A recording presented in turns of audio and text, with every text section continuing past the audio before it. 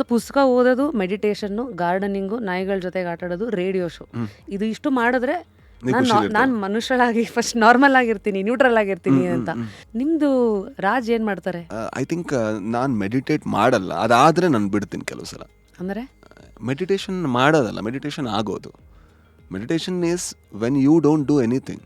ಧ್ಯಾನ ಅನ್ನೋದು ನೀವು ಏನು ಮಾಡದೇ ಇರುವಂಥ ಪರಿಸ್ಥಿತಿಯಲ್ಲಿ ಆಗೋವಂಥ ಒಂದು ಏನೋ ಒಂದು ಕ್ರಿಯೆ ಅಂತನೋ ಏನೋ ಒಂದು, ಅಥವಾ ನೀವು ಪಡ್ಕೊಳ್ಳುವಂಥ ಏನೋ ನಿರಾಳತೆ, ಏನು ಬೇಕಾದ್ರೂ ಕರಿಬೋದು.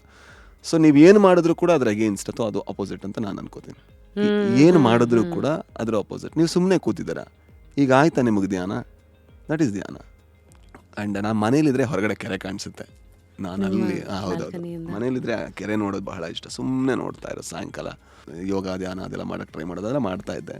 ಆದರೆ ಆಗಲಿಲ್ಲ ಅಂದರೂ ಪರವಾಗಿಲ್ಲ, ಲೆಟ್ ಇಟ್ ಹ್ಯಾಪನ್.